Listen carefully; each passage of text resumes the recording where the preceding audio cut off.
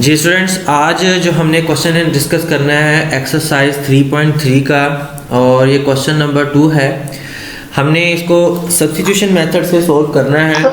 तो question number 7 है exercise 3.3 का। इसको मैं आपके साथ दो मेथड से डिस्कस करूंगा। एक मेथड है बेटा सब्स्टिट्यूशन मेथड और एक है डायरेक्ट मेथड। पहले मैं सब्स्टिट्यूशन मेथड डिस्कस करता हूं आपके साथ। स्टूडेंट देखें कि हमारे पास फंक्शन कैसा है इंटीग्रल में, secant square X over square root tan x है। tan x हमारा पावर के अंदर है, रेडिकल साइन के अंदर है। तो यहाँ से अगर हम tan x को t के इक्वल करते हैं तो आपको पता है कि जब भी हमने सब्स्टिट्यूशन मेथड को सोल्व करना है तो जो भी फंक्शन हम लेट करेंगे उसका डिफरेंशियल हमने लेना है।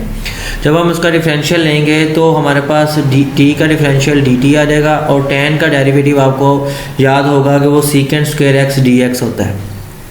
ठीक है बेटा।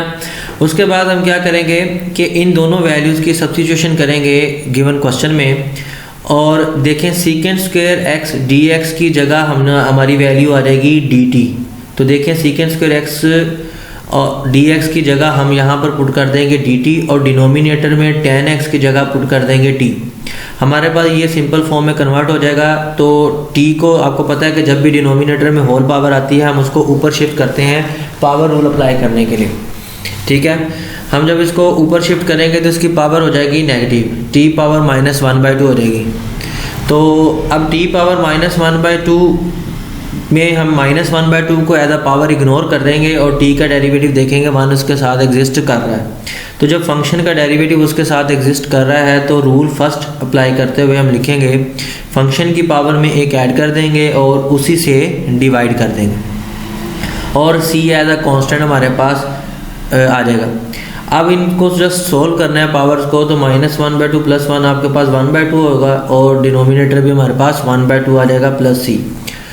और इस पावर 1/2 को हम स्क्वायर रूट की फॉर्म में लिखेंगे, और t की जगह वही वैल्यू रिप्लेस कर देंगे जो t की हमने लेट की थी, tan x + c।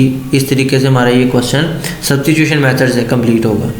अगर हम इसको सेकंड मेथड को डिस्कस करें डायरेक्ट मेथड में, तो हम क्या करेंगे फर्स्ट स्टेप में ही tan को ऊपर शिफ्ट करेंगे तो उसकी पावर नेगेटिव 1/2 हो जाएगी।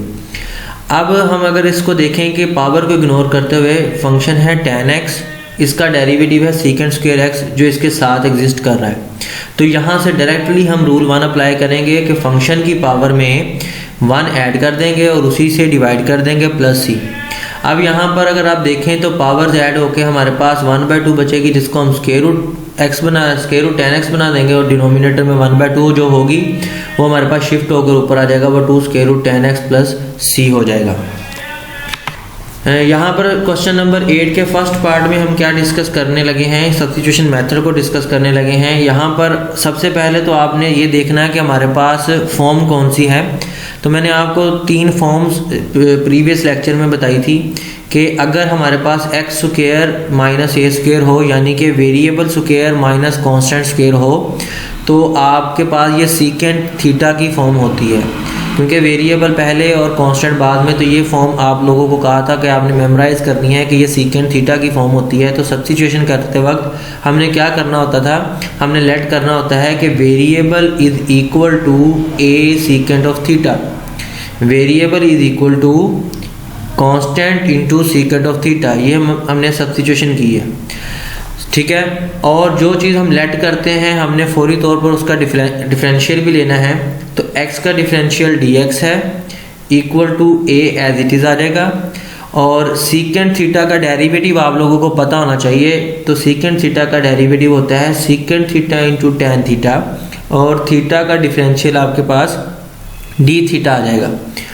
यहाँ पर राइट साइड पे मैंने कुछ सिंप्लीफिकेशन की है। ये ऐसी सिंप्लीफिकेशन है जिनका हमें नीड होगी क्वेश्चन के लास्ट पे। सबसे पहले मैंने यहाँ से सीकेंट थीटा की वैल्यू निकाली। कैसे, मैंने a को लेफ्ट साइड पे शिफ्ट किया है, तो सीकेंट थीटा आपका x ओवर a हो गया। अब मैंने एक राइट एंगल ट्राइंगल यहाँ पर कंस्ट्रक्ट की है इस ट्रिग्नोमेट्रिक रेशो की मदद से, कि सीकेंट आपका होता है हाइप ओवर बेस। ये राइट एंगल ट्राइंगल मैंने हाइप को मैंने x मेंशन कर दिया है और बेस को a मेंशन कर दिया है, क्योंकि सीकेंट थीटा में x ओवर a लिखा होता और सीकेंट थीटा का फार्मूला ही होता है हाइप ओवर बेस। तो x हमारे पास हाइप होगी, बेस हमारे पास a होगी। फिर मैंने पाइथागोरस थ्योरम यूज़ किया है, तो हमारे पास परपेंडिकुलर की वैल्यू निकलेगी square root X square minus A square. आप पाइथागोरस थ्योरम को यूज़ करके ये खुद से भी फाइंड आउट कर सकते हैं। ये मैंने क्यों बनाई है इसका हम क्वेश्चन के एंड पे यूज़ करेंगे। अभी हम क्वेश्चन की तरफ वापस आते हैं। यहाँ पर मैंने लिखा है इंटीग्रल इज इक्वल टू, देखें ऊपर dx पड़ा था तो dx की वैल्यू हमारे पास आई है a secant theta tan theta d theta. तो मैंने यहाँ पर a secant theta tan theta d theta यहाँ पर सब्स्टिट्यूट कर दिया। अंडर रूट के अंदर x की जगह हम वैल्यू पुट करेंगे a सीकेंट ऑफ थीटा। जहाँ पर अंडर रूट में x था वहाँ पर मैंने लिखा a सीकेंट ऑफ थीटा और उसके ऊपर स्क्वायर भी आ गया, minus a square as it is आ गया। अब आप डिनोमिनेटर में देखें कि यहाँ दोनों टर्म में से a square as a common factor आएगा, लेकिन ऊपर होल स्क्वायर रूट भी है। तो यहाँ से जो हम a square as a common factor common लेंगे वो इस स्क्वायर रूट से जब बाहर आएगा तो स्क्वायर और स्क्वायर रूट कैंसिल होकर वो सिंपल a बनकर बाहर आएगा। तो हम a को a से कैंसिल आउट कर देंगे, अंदर बचेगा सीकेंट स्क्वायर थीटा -1। तो उसकी आइडेंटिटी होती है हमारे पास tan square theta. Square square root से कैंसिल हो जाएगा तो हमारे पास आएगा tan थीटा, ऊपर पड़ा tan थीटा नीचे पड़ा tan थीटा से कैंसिल हो जाएगा तो हमारे पास सिंपल आएगा integration of secant theta d theta. अब integration secant theta d theta आप अपनी बुक्स में अगर पेज नंबर 125 पर देखें तो वहाँ पर आपको integration secant theta d theta नज़र आएगी, जिसको मैं नेक्स्ट इवेलुएट कर रहा हूँ। वो होती है natural log mod of secant theta plus tan theta plus c। यहाँ पर सीकेंट थीटा और tan थीटा की वैल्यू पुट करेंगे जो हमने क्वेश्चन के स्टार्ट में एक्स्ट्रा वर्किंग के तौर पर यहाँ पर मैंने मेंशन की है। हमने फाइंड की थी कि सीकेंट थीटा है x ओवर a और tan थीटा की वैल्यू होती है परपेंडिकुलर ओवर बेस। तो tan की वैल्यू परपेंडिकुलर में हमें x square minus a whole square नज़र आ रहा है और बेस में a नज़र आ रहा है। ये दोनों वैल्यूज़ मैंने यहाँ पर मेंशन की है, secant theta as x over a और tan theta square root x square minus a square over a। इन दोनों का हमने एलसीएम लिया है तो एलसीएम में a कॉमन आ गया है। तो नेक्स्ट स्टेप में हम लॉग की प्रॉपर्टी यूज़ करते हैं कि लॉग के आगे अगर दो वैल्यूज़ डिवाइड हो रही हों तो अपर वैल्यू लॉग के साथ अलग हो जाती है, माइनस लोअर वैल्यू लॉग के साथ अलग हो जाती है। मैंने इन दोनों चीज़ों को अंडरलाइन इसलिए किया है कि नेचुरल लॉग a भी एक कांस्टेंट है, c भी एक कांस्टेंट है, तो इनका कंबाइंड सॉल्यूशन भी एक कांस्टेंट होगा जिसको मैंने कैपिटल C कह दिया है। तो इस तरह से यहाँ पर हमारा एक क्वेश्चन कंप्लीट हो रहा है। जी स्टूडेंट, अब हमारे पास क्वेश्चन नंबर 16 में एक फंक्शन है, इसको मैं दो मेथड से आपके साथ डिस्कस कर रहा हूँ, डायरेक्ट मेथड से भी और सब्स्टिट्यूशन मेथड से भी। डायरेक्ट मेथड से मैंने क्या किया, मैंने टर्म्स को अरेंज किया है। नेचुरल लॉग साइन एक्स जो थी मैंने इसको फर्स्ट पे लिखा है, नेक्स्ट मैंने लिखा कोस ओवर साइन एक्स। इसके ऊपर मैंने ये बॉक्स लगाया इसलिए कि हमारे पास यहाँ पर रूल फर्स्ट अप्लाई हो रहा है। नेचुरल लॉग साइन एक्स का अगर आप डेरिवेटिव लेते हैं नेचुरल लॉग साइन एक्स का, तो वो आपके पास डेरिवेटिव के बाद कंप्लीटली आंसर आएगा कोस एक्स ओवर साइन एक्स, यानी कि ये हमारा फंक्शन हो जाएगा और ये फंक्शन का डेरिवेटिव हो जाएगा। तो रूल 1 यही था कि अगर फंक्शन के साथ उसका डेरिवेटिव मल्टीप्लाई हो रहा है तो फंक्शन की होल पावर में एक ऐड कर दें। तो नेचुरल लॉग साइन एक्स की होल पावर थी 1, तो 1 में जब एक ऐड करेंगे तो वो 2 बन जाएगा और उसी से डिवाइड कर दिया प्लस c। अब हम इसको करेंगे by substitution method. Substitution method में मैं natural log sine of X को t लेट करूँगा, ये जो आपको राइट साइड पे नज़र आ रहा है कि natural log of sine X को मैंने t लेट किया है, t is equal to natural log of sine X. अब dt हमारे पास जब इसका डिफरेंशियल लेंगे तो लॉग का डेरिवेटिव कैसे लेते हैं, 1 ओवर फंक्शन, तो नेचुरल लॉग साइन एक्स का डेरिवेटिव होगा 1 ओवर साइन एक्स, और नेक्स्ट साइन एक्स का डेरिवेटिव आपके पास क्या आएगा कोस एक्स, और एंगल का डेरिवेटिव डिफरेंशियल आ जाएगा dx। तो आप गौर से देख सकते हैं कि ये आपके पास cos X over sine X into D X एक वैल्यू बन चुकी है, जिसकी जगह हम d रिप्लेस कर सकते हैं dt। तो ये आपका गिवन फंक्शन था, इसमें natural log of sine x की जगह मैंने t लिखा है, cos x sign X into D x की जगह मैंने dt लिख दिया है, क्योंकि ये पूरा का पूरा dt के इक्वल है। ठीक है, अब यहाँ पर ये रूल 1 अप्लाई होगा कि फंक्शन के साथ उसका डेरिवेटिव पड़ा है, तो मैंने फंक्शन की पावर में एक ऐड किया तो वो 2 हो गया और उसी से मैंने डिवाइड किया, तो ये यहाँ पर भी 2 आ गया और प्लस सी आ गया। एट दी एंड मैंने यहाँ पर टी की वैल्यू जो लेट की थी नेचुरल लॉग साइन एक्स, वो रिप्लेस कर दिया है। तो आप देख सकते हैं कि सब्स्टिट्यूशन मेथड से और डायरेक्ट मेथड से हमारा सेम आंसर आया है। Question number 12, exercise number 3.3।